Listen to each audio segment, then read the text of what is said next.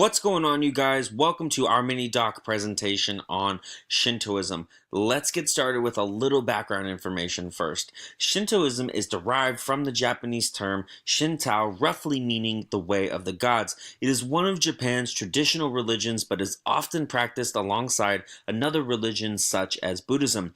Now, unlike other religions such as Christianity, Shinto does not have an official founder or text. It is based on a belief that spiritual powers or gods exists alongside humans in things like trees, animals, and even people. Now, the spiritual powers or gods are called kame, and fun fact, there are about 100,000 registered shrines dedicated to different kame.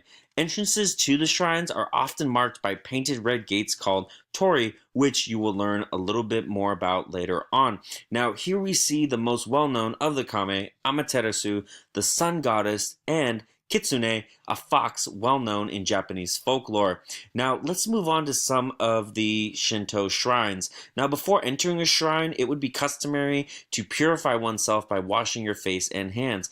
Often, outside of the shrines were guardian lions, foxes, or dog statues like the ones pictured here that date back to around the 13th century. They would sit on each side of the entrance, and they are called komainu.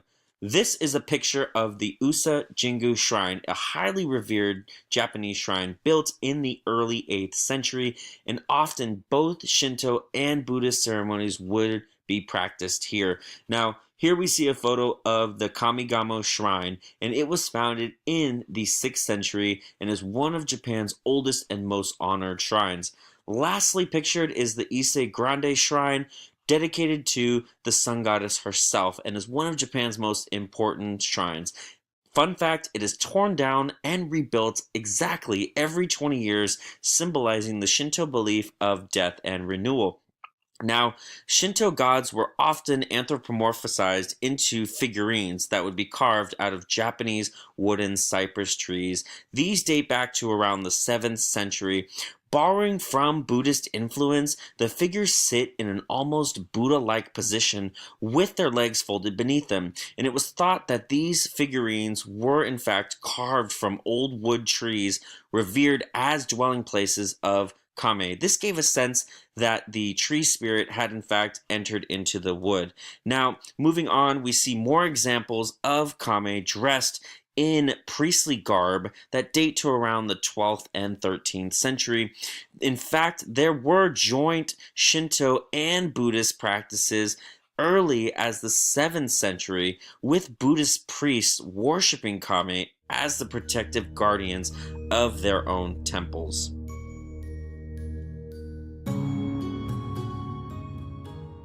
Art has been known to be used by the religious as a symbolic figures of rituals. One of Shintoism belief is the practice of haniwa. The Japanese word haniwa means circle of clay, and it refers to the unglazed red clay cylinder in which were placed around the imperial burial mounds to stabilize the ground and support the roof of the tomb.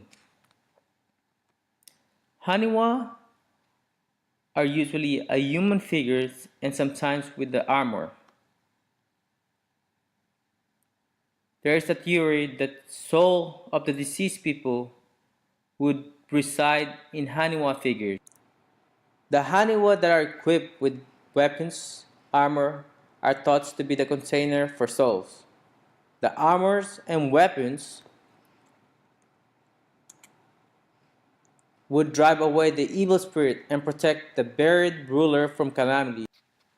Although Haniwa have largely declined its today's generation, many are still prizing the sculptures for its artistic and historical significance. Another symbolic art that is used in Shinto is the dotaku.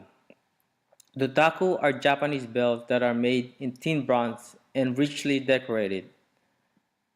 Dotaku is used for decoration for ritual.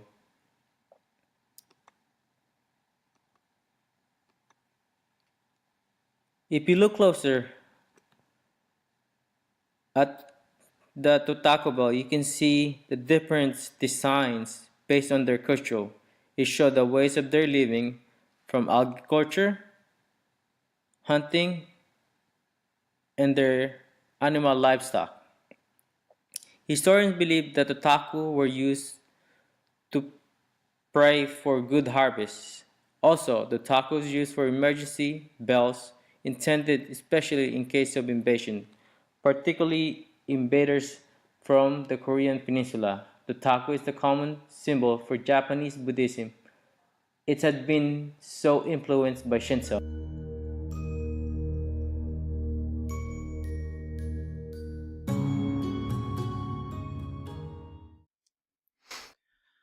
One feature of Shinto that is usually associated with it are the torii gates. First appearing around the mid-Heian period, the torii is both a gateway found at the entrance of most Shinto shrines, and it's also used to mark a sacred place.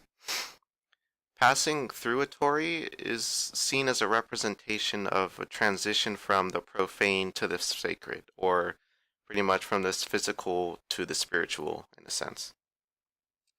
Each gate that is passed as you go further towards the shrine becomes more holy until eventually reaching the actual shrine itself, where people tend to make offerings to the kami, or where ceremonies are often performed, like wedding ceremonies or funerals. The most influential figure of Shinto is the goddess Amaterasu. In Japanese mythology, Amaterasu, born from Izanami and Izanagi, is the sun goddess and is the most important Shinto deity. She's seen as the highest representation of Kunito Kotachi, or the unseen spirit of the universe. Primary, all-powerful, and loved by everyone, Amaterasu is credited with having invented the cultivation of rice and wheat, the use of silkworms, and weaving with a loom. According to the Kojiki and Nihon Shiki, in Japanese mythology, the emperors of Japan are considered direct descendants of Amaterasu, thereby legitimizing their status as ruler.